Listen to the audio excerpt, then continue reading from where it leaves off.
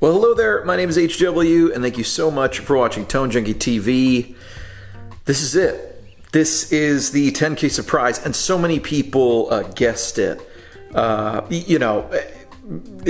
It was a little bit obvious, I gotta tell you. I'm just gonna show you this thing, because this thing looks absolutely incredible. Would you look at that thing? I mean, come on. Is that not one of the most beautiful things you've ever seen? Look at that patina, man. Now listen, that is obviously someone painted this amp at some point. What knucklehead did that? I have no idea. But the paint was later, partially removed. And you can even, remove it all the way and then re-lacquer this tweed, and it would probably look like brand new. But that really would take away some of the magic of this thing. I mean, just look at that. Look at it with the purple plexi behind it, and the AC-10, and the steel string, and what's that up there? The train. Oh my gosh. Oh, come on, man. Look at that thing, so beautiful. I mean, that is ridiculously beautiful. It's poetry.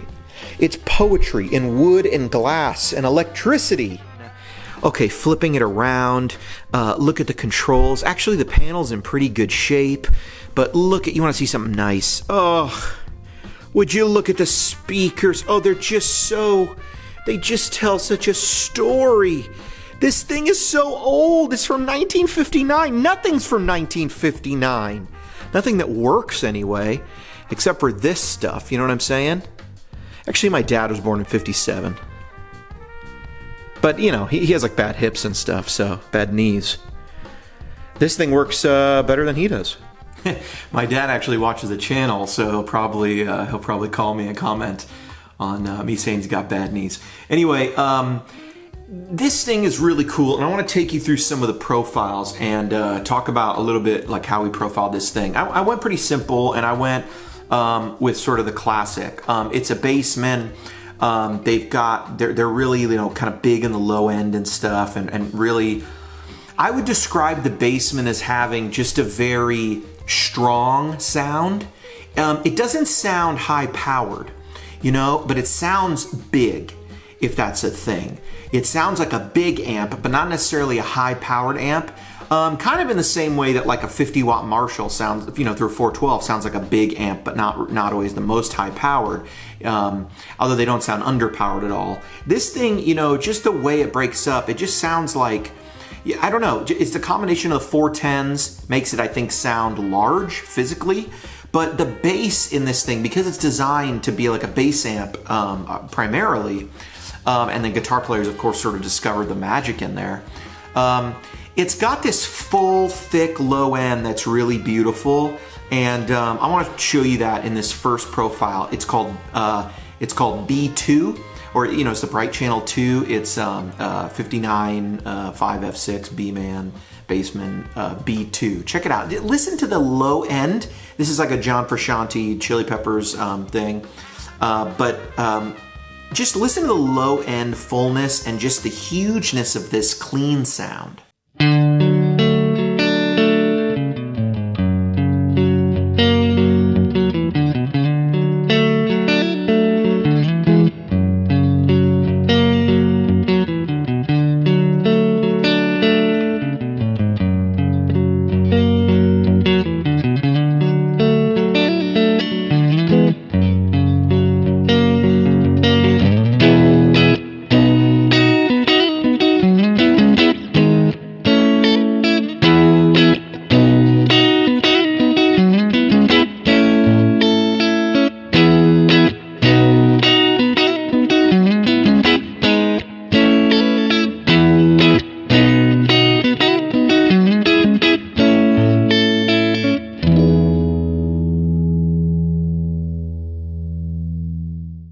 It's different even than like a high-powered twin, and like I said, for these profiles, we went with the fat head and my favorite mic right now, dynamic anyway, the 545, and that's really been a combination I've been using on the last couple packs. And I'm kind of back to that combination. I really like it. I've gone through some other stuff. I have opinions about what mics work well on different things. And to me, a 412 just needs a fat head and this 545. And to me, this 410 needs a fat head and a 545. The amp is grunty and the sound is tweedy without being dark. Even on the normal channel, and it always has this big sort of bottom end. There you heard it very clean, but now I want to show you N5. So less brightness, more fullness, but what you can do is counteract the darker normal channel profiles with a brighter guitar. So something like a telly on the bridge position is really going to help you get a lot of brightness and articulation, but the amp is going to give you all the just, punchy, low end, huge, fat tweediness, if that makes sense.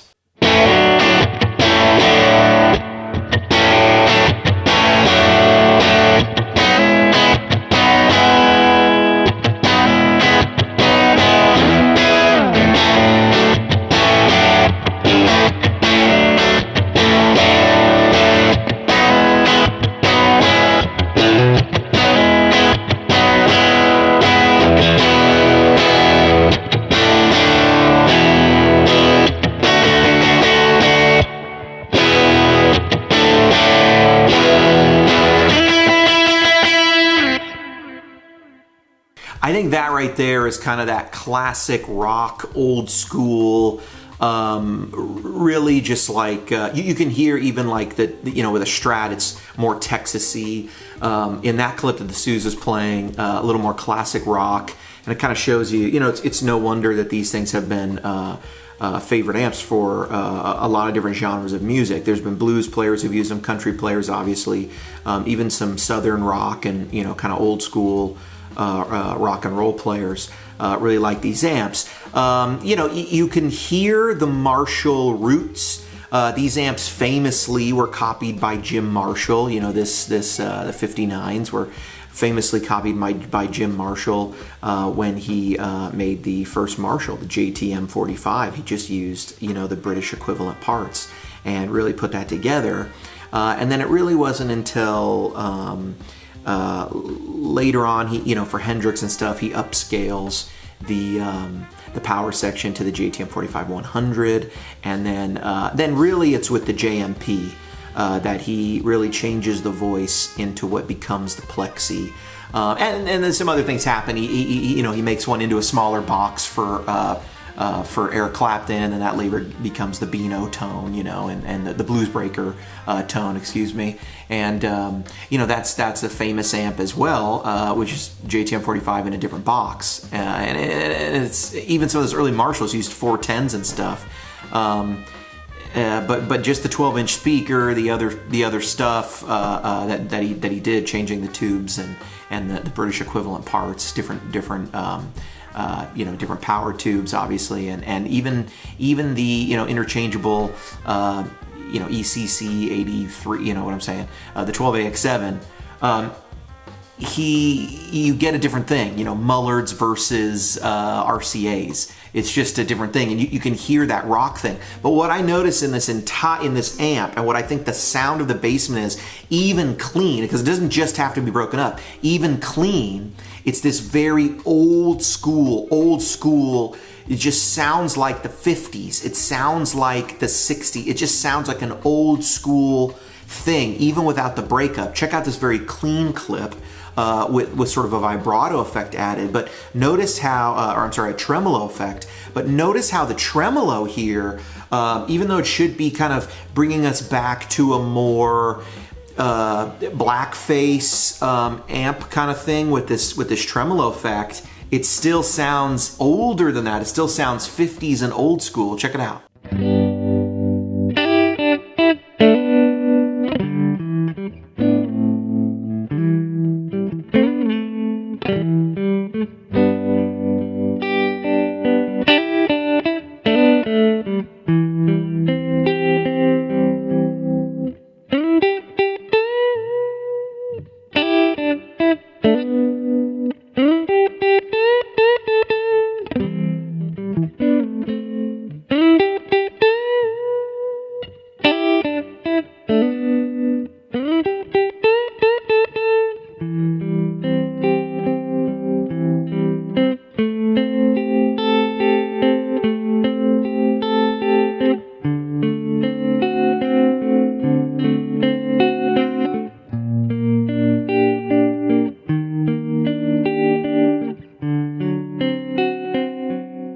super old school, super beautiful. I actually, you know, with old amps like this, you got to play around with the speakers because you end up finding that the speakers sound quite a bit different than each other. Why is that? You know, maybe they don't always get used kind of the same amount.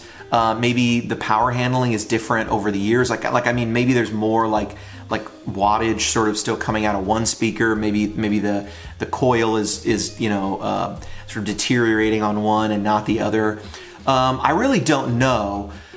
But I do know that the difference here is mine has the later P10Q.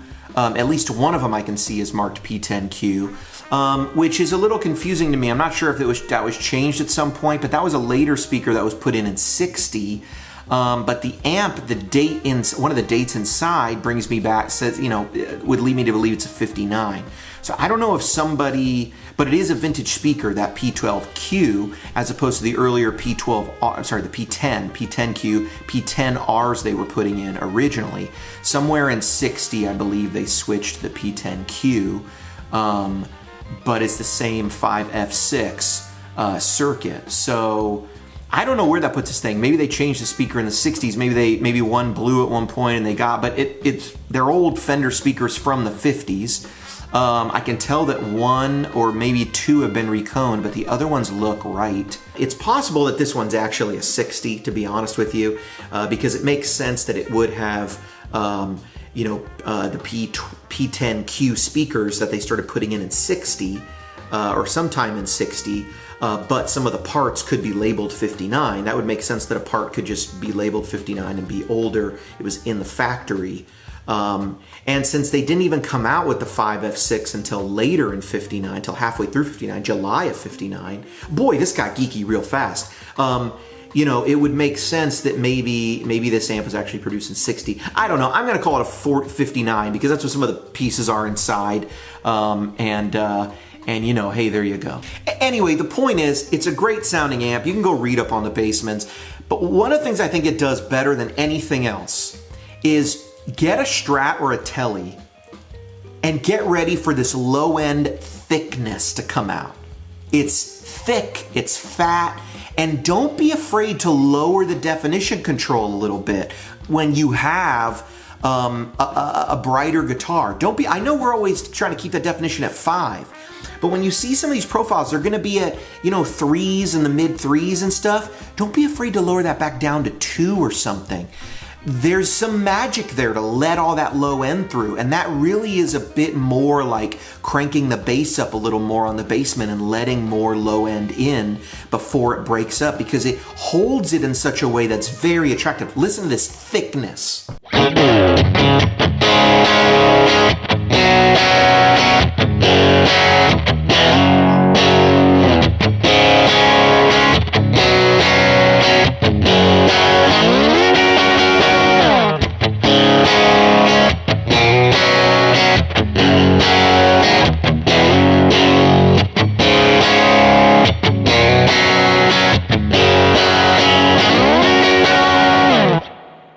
That is, that's like some molasses, some sorghum on a biscuit, kind of sweet, syrupy, thick kind of thing. You know what I'm saying?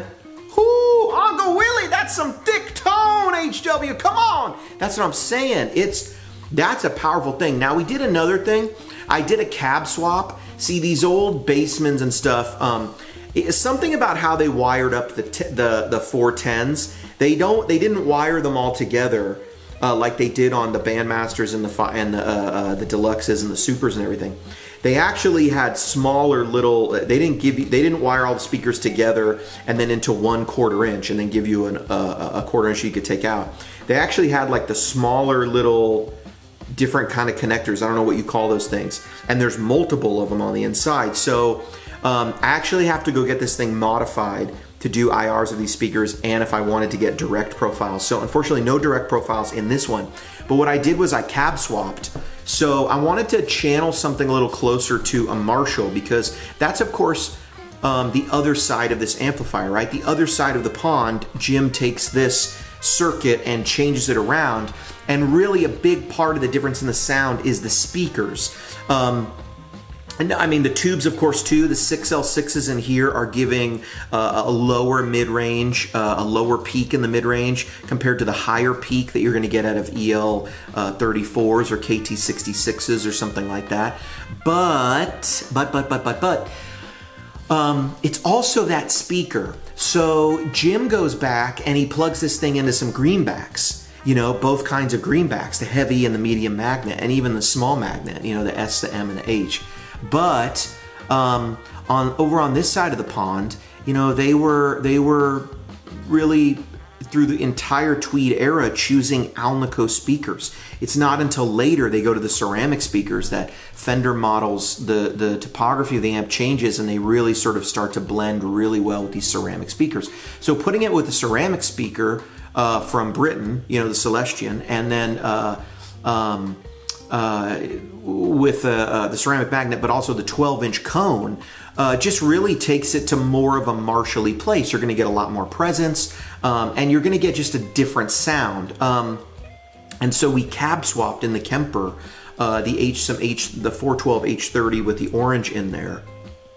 Because again, we couldn't, without modifying the amp or without getting some work done, I wasn't going to be able to plug in this old amp into one of those cabs, you know, without like a special cord or a cable or modifying the amp, which I don't want to touch the amp right now. This thing is about as original as you can get. There's been some replaced capacitors because you have to at this point.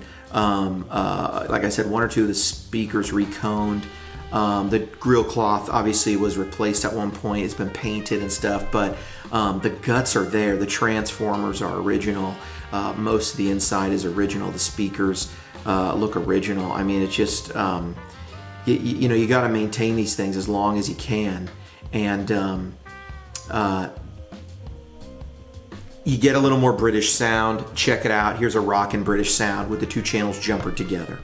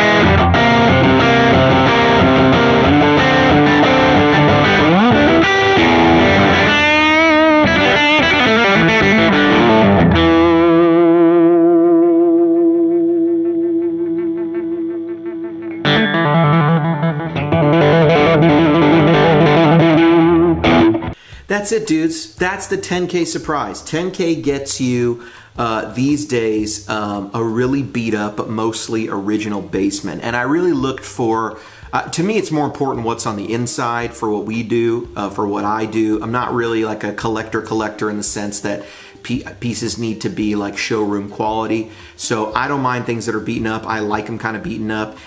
This thing, look at the back there. That thing is so beat up, it makes my Bandmaster look like a showroom collector piece. And that Bandmaster has damage. So I'm stoked on it. I'm gonna keep it around here for a while, and you never know what the future holds. We might do some dual profiles with some different stuff, and that could be really cool. And that could be really fun. Hey, my name's Ben HW. Thanks so much for listening to Tone Junkie TV. I'll let Suze play us out with this sort of hey, this thing does sort of alt rock really well, and it's been a favorite of you know, some bands like Dinosaur Jr., the Chili Peppers. A lot of '90s bands discovered these things because the reissues came back, and they could be had for not a ton of money in the '90s, to be honest with you. And they sound good. So anyway, here's Sue's little alt rock thing that I think sounds perfect. That's very usable. You could use that today. I've been HW. This has been the 10K surprise, and I hope you are surprised, even though it was probably a little predictable. This thing's been missing in the Tone Junkie collection for a little while. but I'm happy to say it no longer is missing. It's joined the family, and I'm happy to have it. HW.